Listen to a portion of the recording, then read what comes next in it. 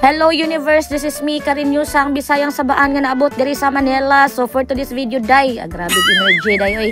So karon day kay nandito tayo ngayon sa Korean barbecue, Mr. Kimba barbecue. So ayun na nga day, nami-miss namin kumain ng Korean food day kay puro na lang Filipino food ang kinakain namin day. Mukha na kaming dog food day. So karon day, ang dami-daming pagpilian dyan day no. So nahirapan ko sa kalisod day kung anong orderin ko day kay ngano day malibog-libog man kasailang menu day kay puro man lami day oy tan-aon ba. Tapos napa-order pala ako ng lechon day oy, kakaiba man to ilang lechon diri day oy kay mura maglahi og naong oy, mura man to gi-oven ra day. Pero kahit ganon lang yan ang kanilang lechon day. Alam mo ba kung magkano yan day? 1/4 yan binili ko day, 250 yan day. O di ba day, kainin natin yan day hanggat makain day. Di ta mag-inarte kay wala man yan ganyan sa bukid day. Oy, tapos ito pala yung in-order ko day, itong bibimbap day. So yung may itlog dyan day ba? Ayan day on, diba na nakita ang itlog dyan day nasa gitna day. So ang tawag anak niya day bibimbap niya. Kana siya kanang murag lingin day kagapula day, mao na itukboki day nga paborito sa kuang anak.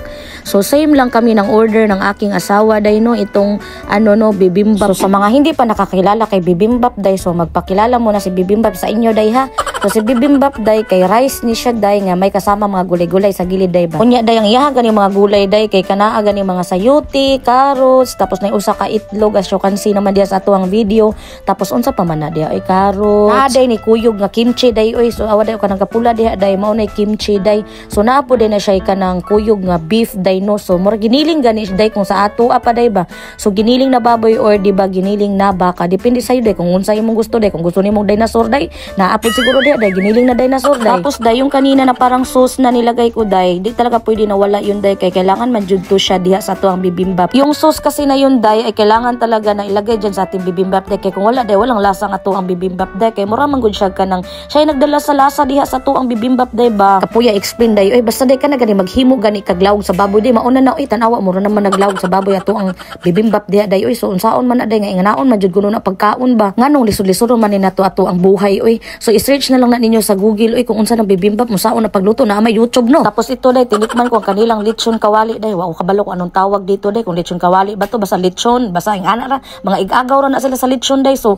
lami-lami man pud siya day, hunit-hunit day ba mura maglastiko day. Pero dili gyapon ta mo reklamo day kay hinatag man na sa Ginoo nga to ang pagkaon karon og blessing pud na nga gihatag sa Ginoo. Mao na magpasalamat ta kung unsa ato ang gikaon adlaw-adlaw every day every night ta. Grabe oy. Usi kay ni grasya si Karinyosa oy kay bisag gabi magkaon man di ay no. Tapos day wag natin kalimutan i-flex itong lemon juice nila no nga grabe kapag kalamia ba. Grabe the best lemon juice in the world.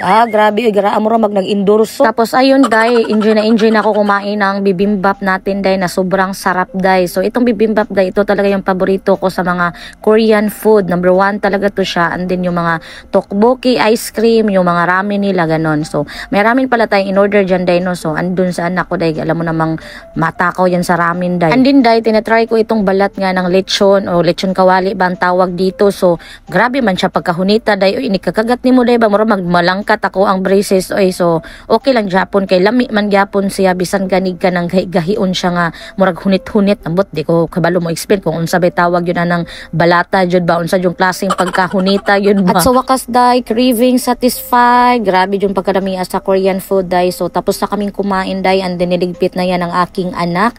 And then bago kami umalis day, kailangan malinis ang lamesa day kay nakakahiya man din umalis day na ang dumi-dumi ng lamesa no. So thank you for watching.